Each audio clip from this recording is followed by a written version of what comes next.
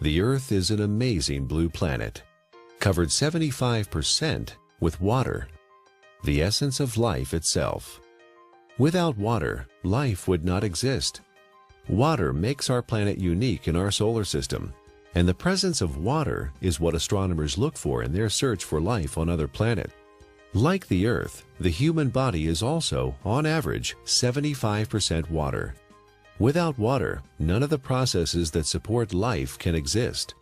While we can go without food for many weeks, we can only live a few days without water. Yet only 2% of the Earth's water is drinkable, and billions of people worldwide don't have access to clean drinking water. In this video, you'll learn a lot about water. You'll also be introduced to Dr. Richard Cohen, MD, a doctor who practices integrative anti-aging medicine and performance sports nutrition. We really don't think too much about water. It's something that comes out of our tap. It's something that's in the ocean. But what I want people to realize is that we are essentially water. Our brain is 90% water. Our blood is 80% water. Our muscles are 70% water. So without water, our bodies cease to exist. Water is the essence of life. Water carries oxygen and nutrients to the cells. Water regulates body temperature. Water helps the body absorb nutrients and convert food to energy. Water protects and cushions vital organs and cushions the joints. Water removes metabolic waste from the cells through the lymphatic system. Without water, life ceases to exist. Water is just water, right? Tap water, filtered water, spring water, well water, bottled water. Some are a little more pure than the rest. Others have more minerals and taste better. You may pay more for the ones from Fiji or France or some glacier in Canada. But water is just water. Or is it? Volumes have been written on the subject, and the truth is, not all water is the same. Where did water come from? Water came from rain, snowflakes, came from streams, underground reservoirs. And what we're learning now, and this is the case with most issues, and most, when you go back to how things used to be. So if we look at water, the way it used to be, there are 3 or 4 structural and biochemical differences than what exists today. For most of his life, Nobel Prize winner Henri Coanda studied the water of the Hunza people who lived high in the Himalayan mountains. Natural health practitioner Ariana Nation was also fascinated by the Hunza people and their water. In my research, I discovered that there's a long history of scientific research about water and its healing ability. And this Kangen water has quite a history. It's a long history. And one of the things that fascinated me is the Hunza people and their ability to live 120 to 140 years without the degenerative diseases that we suffer here in the United States and all around the world. Why did the Hunza people live so long? Why were they so healthy? Coanda and others believe it is the water. Their water came from glacial streams, and it had very unique properties. It was microclustered. It had a different viscosity and surface tension. It carried lots of minerals that gave it a high alkaline pH. It also had an extraordinary amount of active hydrogen. Hydrogen with an extra electron. The presence of extra electrons made the water an antioxidant.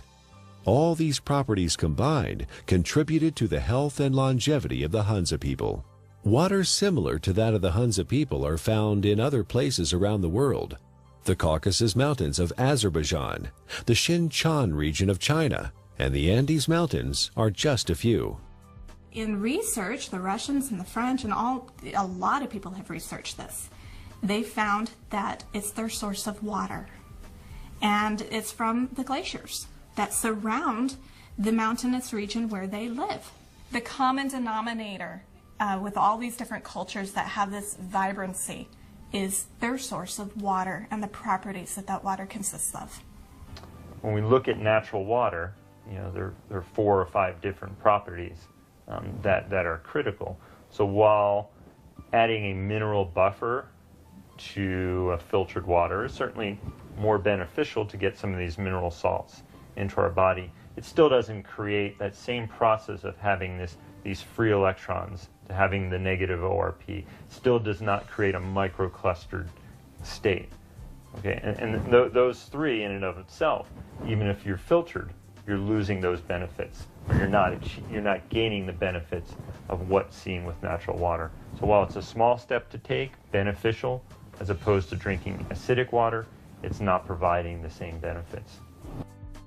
Is the tap water we drink today anything like the glacial milk that the Hunza people drink? Not even close.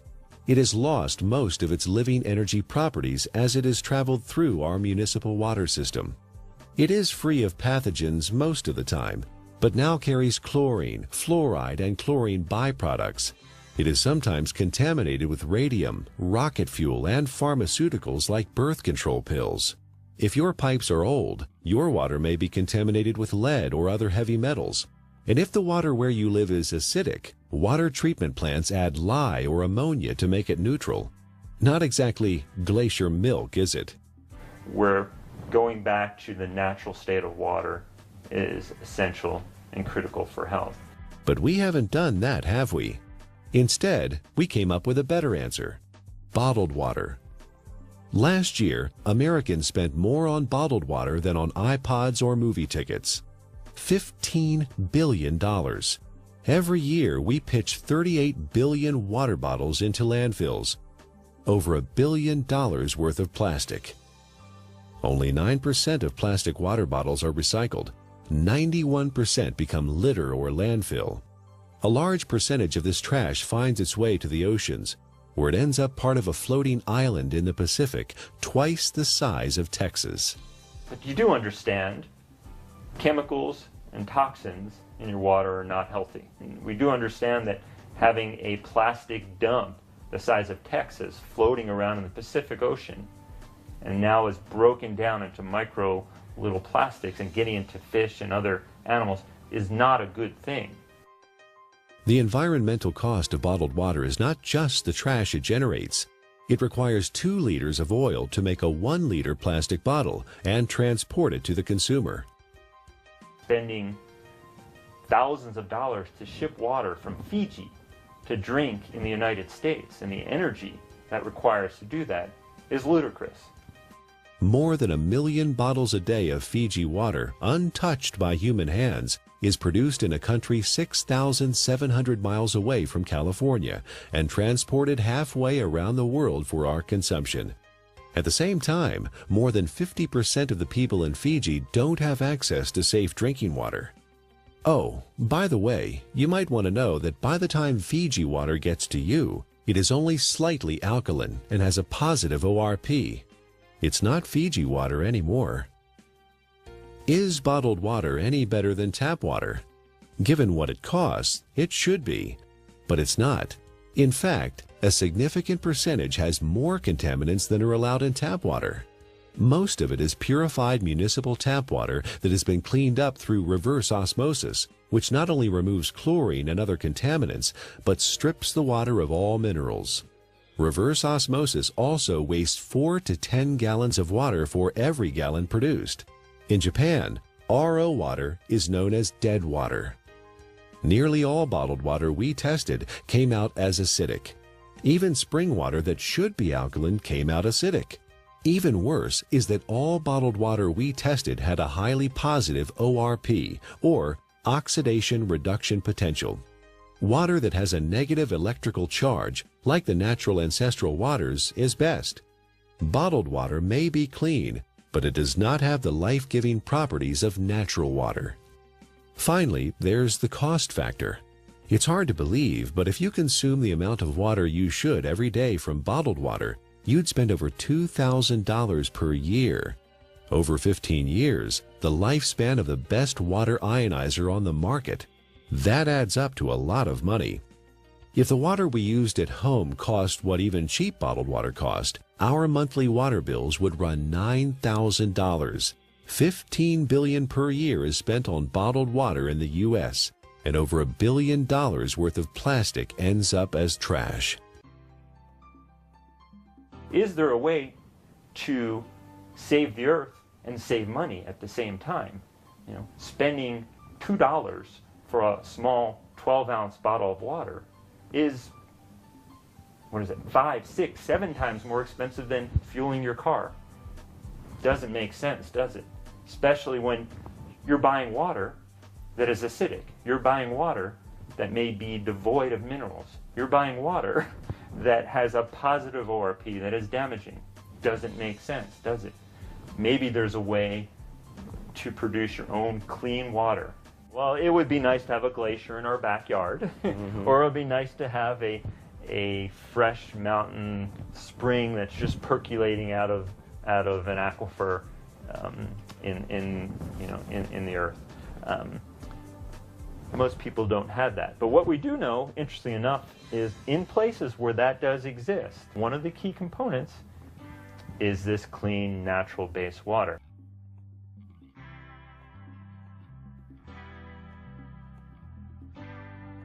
If you care about the earth and your pocketbook and are currently drinking purified bottled tap water, get a carbon filter for your faucet and use a safe, reusable water bottle. However, if you want to improve your health, drinking ionized alkaline Kangen water is a better choice. Like natural ancestral waters, it is microclustered, contains alkaline minerals, and has a negative ORP, making it an antioxidant, and it costs a little more than $1 a day for unlimited amounts.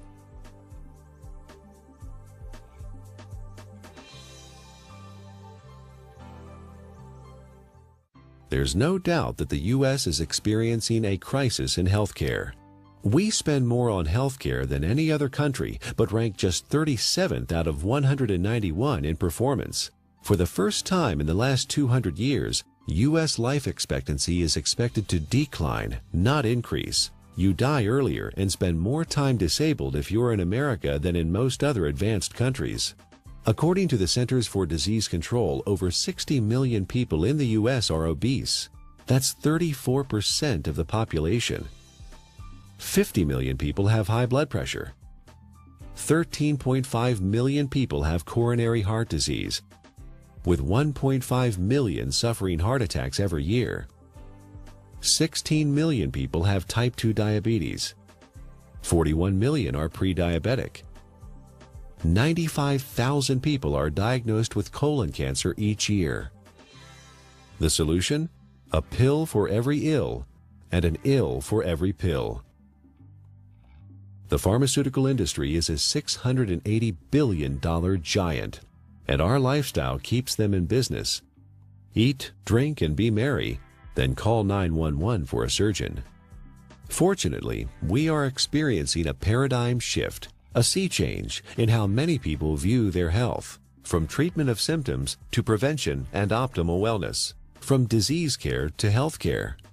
Many experts in new medicine or new biology believe that dehydration and chronic acidosis are the underlying causes of many diseases. They believe we are chronically dehydrated on top of being overly acidic due to our modern diet and lifestyle. These two factors combined set the stage for the development of most, if not all, illness. Most people don't believe that dehydration is a problem because they drink fluids, coffee, tea, soda, etc.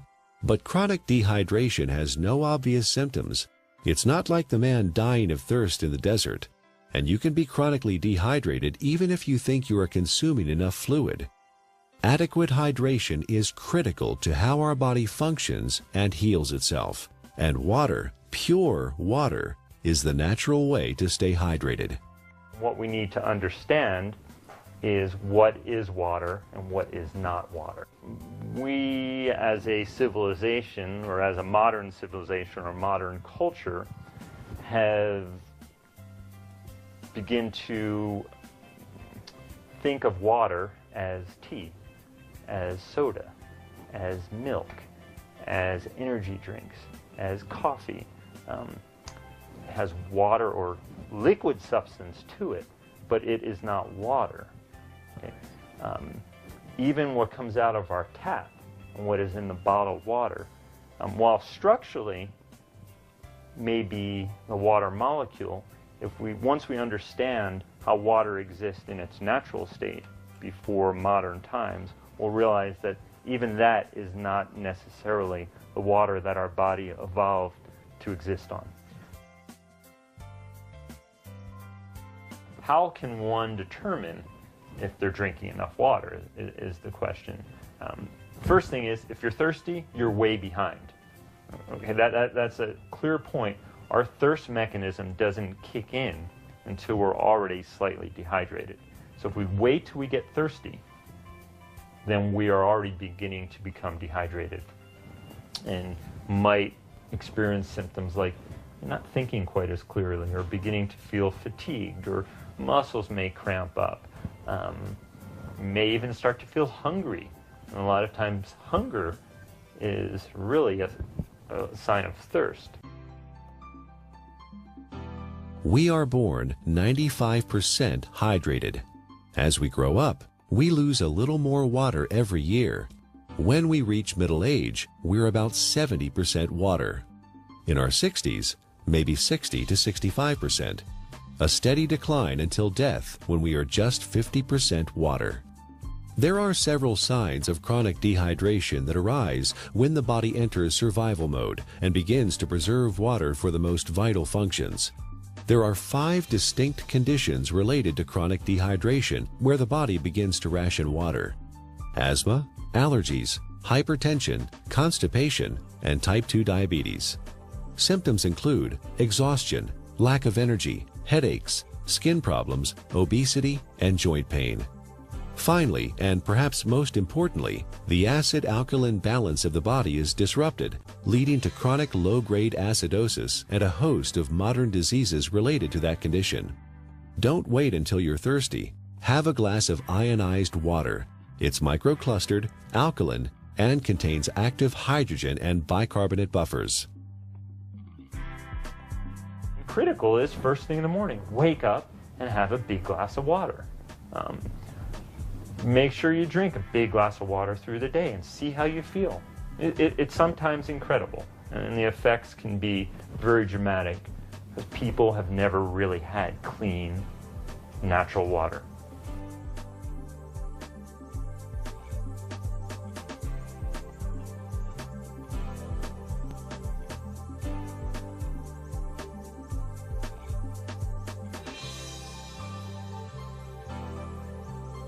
I want to use an example of an endurance athlete and specifically show the needs of hydration in the endurance athlete and how that also can relate to the everyday athlete. The person who's mowing their lawn and taking care of their kids, who is working, going to the gym, the weekend warrior, and how critical hydration is. We know that an athlete who is 1% dehydrated could have a 3% reduction in performance. Now, well, that doesn't sound like a lot. An athlete can spend hours and hours training, and in for example, a 1-hour event, a 3% reduction is almost 2 minutes. And that's the difference between winning or losing a race.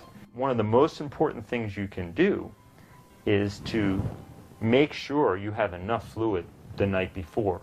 You cannot catch up the same day. When you're dehydrated, you build up lactic acid and you don't clear it. When you're dehydrated, the muscles don't receive the nutrients as effectively. When you're dehydrated, the cells, as we've talked about, don't communicate well with one another. When you're dehydrated, the oxygen carrying capacity of the blood diminishes.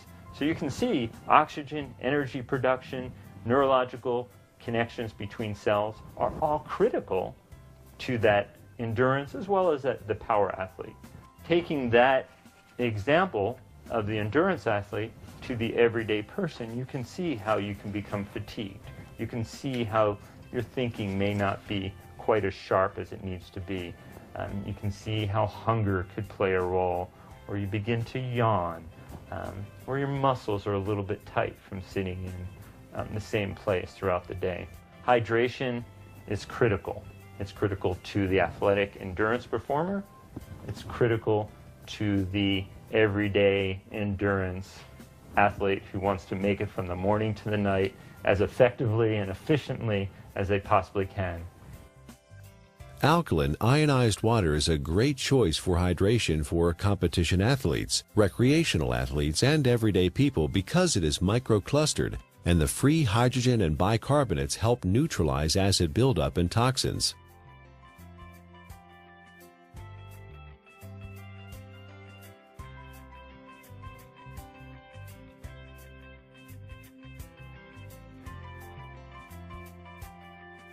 Chronic low-grade acidosis is a condition that develops over time and affects the quality of life and our ability to enjoy optimal health. It starts with our diet, acid-forming foods and drinks.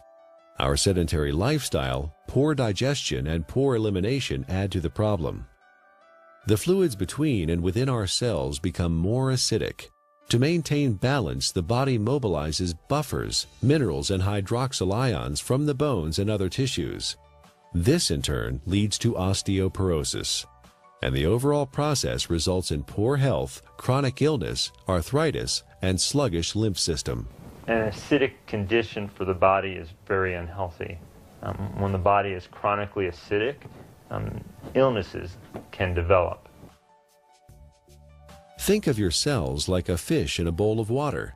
When the fish are sick, what do? Do you give them a pill? Of course not. That would not solve the problem at all. They would still be sick. You change the water, give them the proper pH and ORP so they thrive. pH stands for potential hydrogen and is a measure of the acidity or alkalinity of a solution. pH is neutral at 7.0. Above that is alkaline, below that is acidic. It's a logarithmic scale. Each increase in pH means 10 times more or less hydrogen is present. Alkaline ionized water has a pH between 8.0 and 9.5. Your body uses a system of buffers to keep the pH of your blood in a tight range of between 7.35 and 7.45, slightly more alkaline than pure water. The body relies on a very tight level of pH, or hydrogen atoms, to control lots of function within the body. When the body becomes acid, systems begin to malfunction. We understand fish tanks and swimming pools. When they're acid, you need to make a change. When a fish tank is acid, fish die. When a pool becomes too acid, you don't want to go in it. When rain is acid from sulfuric acid and other too much carbon dioxide, it breaks statues. They begin to disintegrate. And we know acid rain and damages lake. Well, our body becomes a sink for this acidity. And when this acidity builds up, it in essence is one of the reasons for disease in our body. Bones begin to demineralize. Our ability to create energy decreases. Our immune system becomes depressed. The inflammation for aches and pains increases. Not a good thing to be acid. Dr. Linda Frassetto has proposed a revolutionary hypothesis that obesity is an evolutionary adaptation. While at one time we were able to metabolize our food and dispose of the normal acid waste through our kidney and liver using the bicarbonate buffer system, the sheer amount of acid waste that the body must handle today has created a problem. In order to protect the internal organs from damage, the body has adapted and now stores acid waste in the fat cells, as well as turning it into cholesterol, uric acid, kidney stones, and other storage forms. In her book, The Chemistry of Success, Dr. Susan Lark describes the effects of chronic low-grade acidosis. First, you tend to tire easily and become fatigued, retain toxins and heavy metals, lack energy to achieve your goals, become more pessimistic, develop chemical sensitivities, experience stiffness and joint pain, brain fog, and chronic fatigue. Several long-term medical problems are due to chronic acidosis: high blood pressure, autoimmune disorders, cancer, heart disease, diabetes, and inflammation.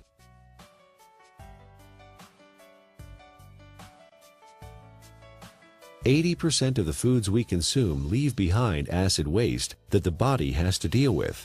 A trip down the modern grocery store aisle finds very few alkaline-forming foods.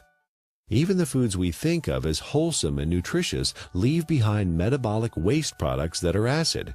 And of course, junk food falls into the acid-forming category. Most of the fluids that people consume today are acid. Sodas contain citric acid, energy drinks, phosphoric acid, and caffeinated beverages, and coffee, and many different commercial teas. Sugar, acid. Tap water, acid. Not a good thing for our system. Natural water is alkaline. Fruits, vegetables are alkaline. Stress-reducing activities are alkaline. So you see the link here. Things that are beneficial to our body tend to be alkaline creating. It allows the body to buffer damage of its processes of energy production. In addition to our diet, there are several ways our modern lifestyle increases the acid load on the body. Physical and mental stress reduce oxygenation and blood flow and increase muscle tension. Strong emotions like anger, fear, hostility, anxiety, or excitement. Vigorous exercise, which produces lactic acid, pyruvic acid, and CO2, decreasing muscle pH. Frequent airplane travel with cabin air lower in oxygen and higher in CO2. Over-the-counter and prescription medicines and vitamins. All these things produce more acid for the body to deal with. Consuming more acid is like consuming and sucking life out of your system. You have a certain ability to buffer that, and you will break down. So water in its more alkaline state, it provides it more of a capacity, to handle some of the stressors of life that we face, or the choices that we face. Drinking ionized alkaline water, the equivalent of ancestral or glacial water, is an affordable, practical, and accessible solution to provide the body with a constant stream of alkaline bicarbonate buffers to neutralize acidity with no side effects. The cycle of wellness begins with a diet that contains more alkalizing foods and ionized alkaline water. Moderate exercise, good digestion, and complete daily elimination are also important. This leads to more alkaline fluids within and outside of the cells. Calcium and other minerals support bone density instead of being used as buffers.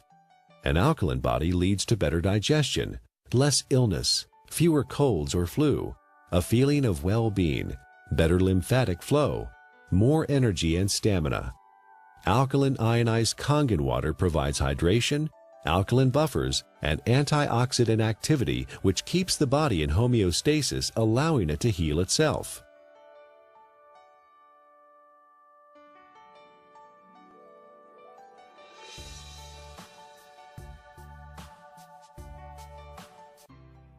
Japanese scientists investigated the Russian research about Hansa water and found that electrolysis could be used to create living water with properties similar to Hansa water. This is now known as functional water, micro water, ionized water, or Kangen water. Kangen is a Japanese word that means return to origin, or in chemistry, reduced, having an extra electron.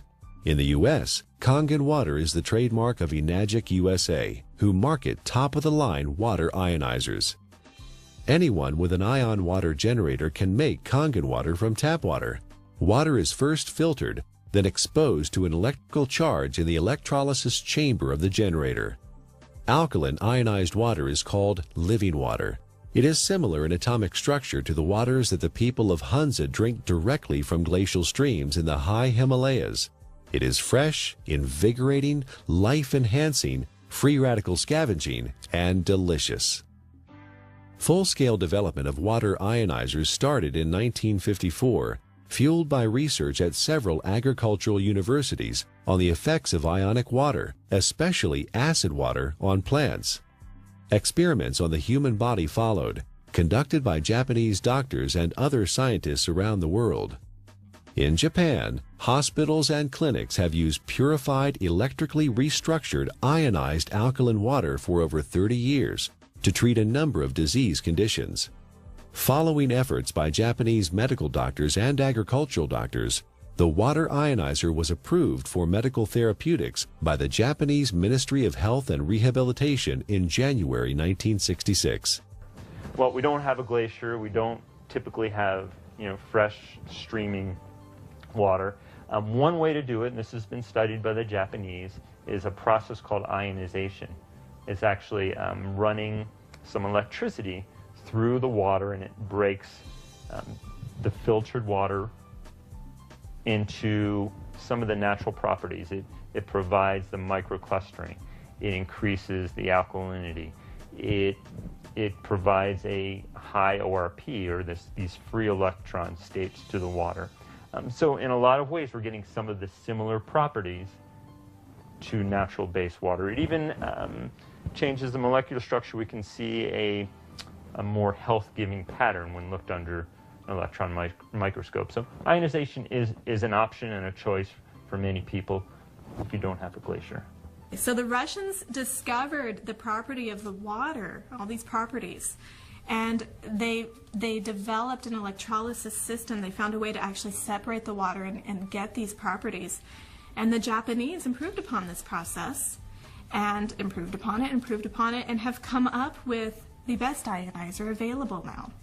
And I really do appreciate the work that the Japanese have put into it because of the diligence and the care that these ionizers are made with.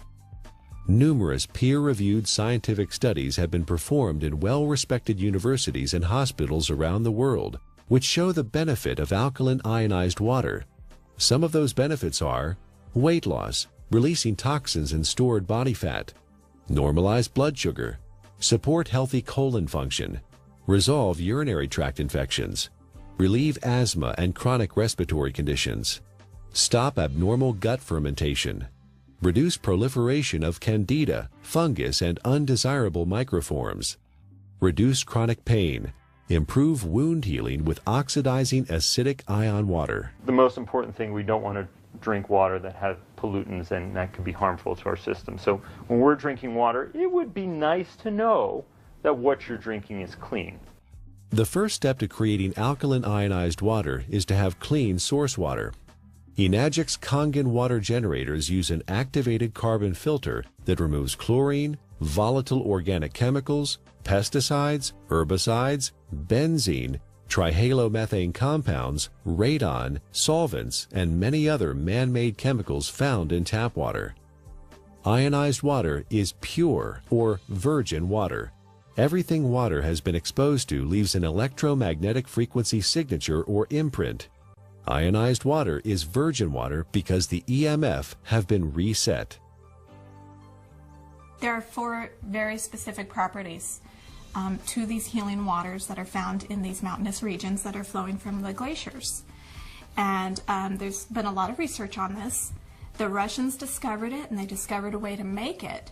And those 4 properties are, it's hexagonal, and what that basically means is it's shaped like a snowflake. You look at it under a microscope. It's beautiful. It's crystal structured. Ionized water has been restructured. The water molecules cluster in groups of 4 to 6 instead of the normal 10 to 15. Nuclear magnetic resonance has documented this difference. The reduction in cluster size helps the body absorb ionized water more quickly and efficiently. Also microclustered, micro meaning small clusters. It's broken down very small so the body can easily absorb it. It's very bioavailable. It was very alkaline. pH is around 9.5. Some were found at 9.0. So it really helped the body as far as not adding acid waste to the body and helping to keep the body very alkaline. You may hear a term, it's called clustering. The water molecules naturally exist in a cluster, and some people call it hexagonal, which would be 6. So they naturally exist in a cluster of 6 water molecules. The water as found through taps and commercial water sources is a much larger cluster of water molecules. There are many beneficial properties to that, and it enhances the body's ability to hydrate. I was really excited when I started actually to quote-unquote play with the water in my own kitchen with different supplements, with powders and tea and oil and all the different things that I worked with. And you could really see the life to the water. I could put, for example, my green vegetable powder drink in Kangen water versus a bottled water and a tap water, and actually see that this water has an energy to it. In fact, it will stir itself and become very, very absorbable, and you can watch that happen within the water. You can watch it make tea instantly, whereas other waters cannot do that. It cannot get in and penetrate those nutrients and pull those nutrients out and put it right in the water where you're drinking it, where it can then go in and penetrate your cell walls at that same level. Many people complain that they find it difficult to drink large amounts of water because it makes them feel bloated and heavy. Regular water, tap or bottled, is composed of large clusters of water molecules and has no life energy or electrical charge. It sits in your stomach like a stagnant pond. In contrast, drinking ionized alkaline water is easy because it tastes much better than tap or bottled water, and the smaller molecular cluster size and life energy it carries allows it to be absorbed more quickly. And the other feature is it has a negative ORP, and what that stands for is oxidation reduction potential. Not to get real big and fancy, a lot of people are like, oh, what is that? It is the ability of that water to reduce the oxygenation of the body. And the property of the water that actually gives it this negative ORP, or the potential to reduce the aging in our body, is the active hydrogen that it consists of. ORP, also known as redox potential or oxidation reduction potential, measures the tendency of a molecule to gain or lose electrons. It is measured in millivolts. When a substance has an electron to donate, it measures with a negative charge. When a substance loses an electron and is positively charged, the ORP is plus. Negatively charged substances act as an antioxidant. Positively charged substances act as oxidation enhancers. What we have learned to understand is this water in its energetic state has an abundance of free electrons. Okay? The Earth is loaded with free electrons, and where that comes from is lightning strikes. Okay? So we have all this energy potential in the Earth that's imparted to the water. And when we consume the water, you're basically consuming a antioxidant. We know vitamin C, vitamin E, all these particular nutrients that you may take. In its natural state, water has a similar, or even perhaps more powerful ability to quench out free radicals or inflammatory processes that may occur from natural processes within our body to create energy, to fight infections, as well as to quench out some of the destructive things that we may do in our modern life, from pharmaceutical agents, cigarettes, alcohol, over-exercising, stress. Water can help buffer that in its natural state. Like natural ancestral water, ionized water holds a measurable negative electrical charge. This is what gives the water vitality or life energy. Almost all other drinking water available to us has a positive charge, which means they are oxidizing agents. Only negatively charged water can efficiently flush out toxins and poisons in the body at the cellular level and neutralize free radicals. A free radical is a molecule of oxygen that has lost an electron and is positively charged. It is also known as active oxygen. This active oxygen is hunting for a replacement electron from somewhere else in the body. Active oxygen damages the cell membrane and even DNA. Antioxidants produced by the body and from our food provide free electrons to stabilize active oxygen-free radicals. Ionized water is one of the most powerful antioxidants known. Ionized water has millions of hydroxyl ions per glass. No other water has this incredible benefit. Acid alkaline is the amount of hydrogen that's present. When there is tremendous amounts or a large amount of hydrogen, a system is termed acid. The pH is considered low. When there is lesser amounts of hydrogen, it's alkaline. The second component of water in its natural state, as we just spoke about, was having natural minerals. Okay? Being able to get these nutrients which are critical to our health, and those don't exist for the most part in commercially bought or tap waters. Water in a alkaline state provides the body with a greater capacity to buffer some of the natural processes that stress the body, as well as the lifestyle processes that also stress the system. And drinking water in a natural alkaline state provides you with a substance that is not acid, that is not damaging to your system. So you can look at it from two different ways, eliminating all the unhealthful things that we don't even think about and consuming clean, natural base water. Is ionized alkaline water safe for anyone to consume? Certain medical conditions require fluid restriction, so you should follow your doctor's advice. For these people, because of the unique imbalances that are created, extra fluid is not processed well. So the standard conventional mechanism, don't take fluid because you can't process it. Let's minimize it. While the cells intracellularly are starving. See, the problem is that the fluids can no longer get into the cells effectively. Is it because people are not drinking or haven't drinking natural water? Certainly one component of it. It has to do with the health of the actual cellular membrane.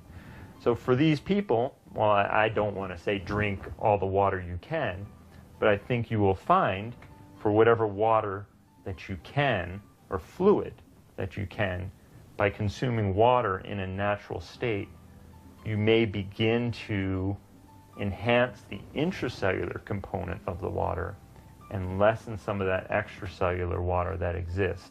And in doing so, you may find that your fluid intake may gradually increase, and that would be beneficial. How that helps your ultimate condition, obviously it is an unknown since there's many factors involved. But water in its natural state, microclustered, alkalinized, is going to give you, in essence, the most bang for your buck. Don't waste your fluid on coffee. Don't waste your fluid on energy drinks or sodas. Absolutely not. That's just going to make your condition worse. All water is not created equal. We encourage you to try ionized alkaline natural water. Ask the person who gave you this DVD for a free sample of Kangen water. For references and resources about the topics covered in the DVD, go to ionwatertruths.com.